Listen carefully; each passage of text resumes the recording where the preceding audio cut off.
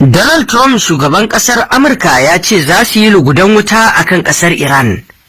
Haka zalika Iran ta ce Amurka na neman yaƙi ya kasance. Haka zalika za ku ji cewa kasar Amurka ta sanya sabbin takunkumai akan kamfanoni da suke da alaka da kasar Iran. Iran ta yi watsi da tayin Oman na karɓar iko da mashigar Hormuz.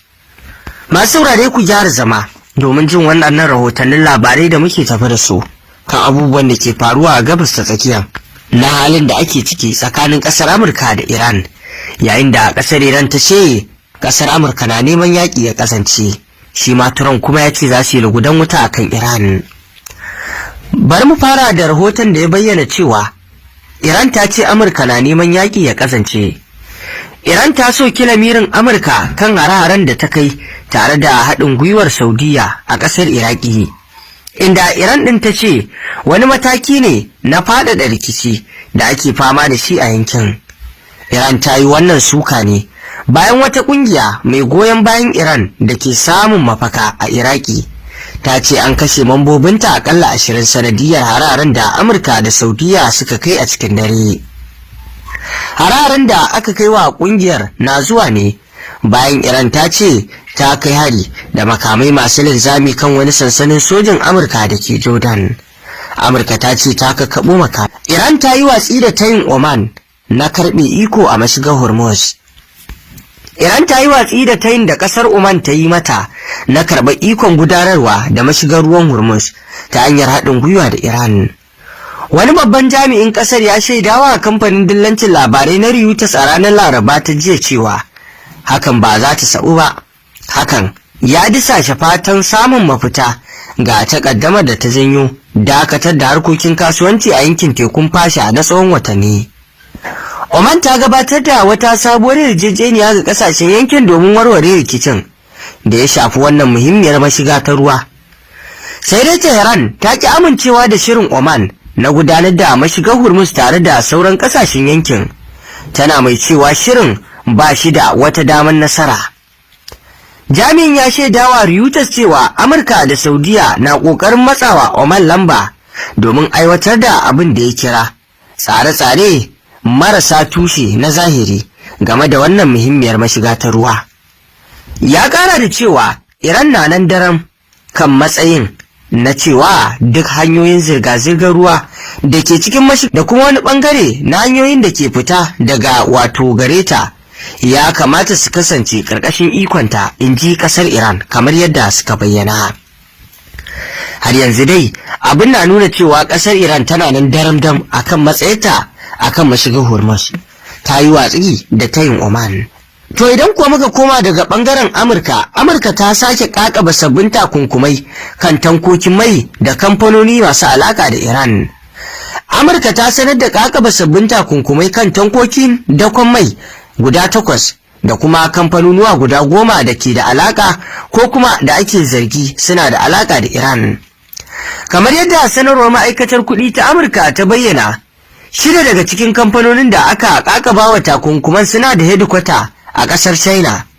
An ɗauki wannan mataki ne a daidai lokacin da Amurka ke ci gaba da toshe mashigar ruwa wato a kudancin Iran, inda dakarunta suka dakatar da tafiyar wasu jiragen ruwa.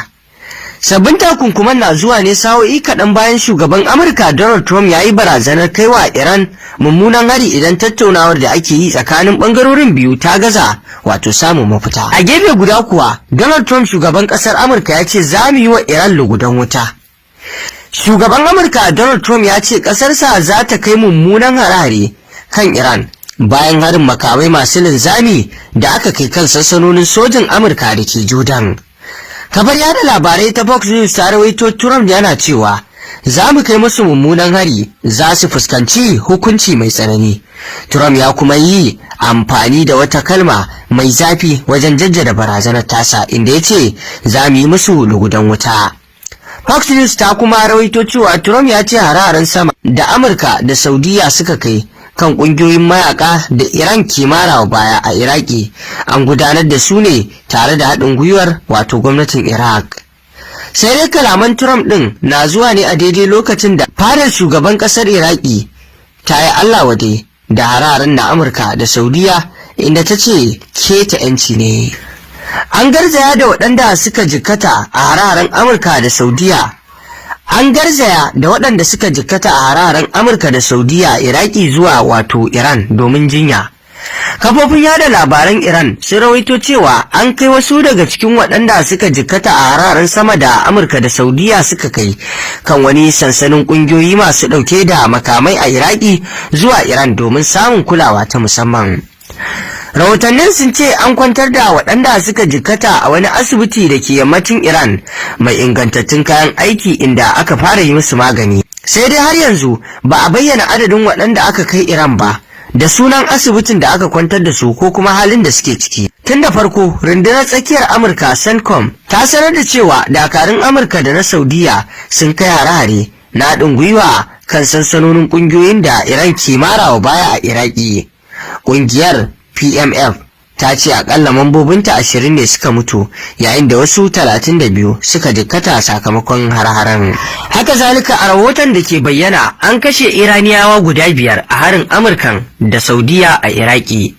Rahotanni sun ce akwai wasu Iraniyawa cikin waɗanda aka kashe a hararen da Amurka da Saudiya suka kai kan sansanonin ƙungiyoyi masu ɗauke da makamai masu goyon bayan Iran a Iraki a daren da ya gabata. Wasu jami'ai wato na PMF sun shaidawa AFP cewa an kashe masu ba da shawara na Iran 5 a wani hari da aka kai a wato lardin Diyala da ke tsakiyar Iraki. Kafofin yada labaran Iran kuma a ɗazu sun rawaito cewa an kashe sojojin Iran 4 a hararen. A lokacin jana'izar waɗanda aka kashe a birnin Bagadaza, AFP ta lura cewa an lullube wato akwatunan gawarwakinsu wasu kenan daga cikinsu da tutocin Iran. Ƙungiyar PMF wadda ake kuma wato kira Hash al-Shabi ta ce wato bisa bayanan farko akalla mambobinta 20 ne aka kashe yayin da 32 suka jikkata a hararen.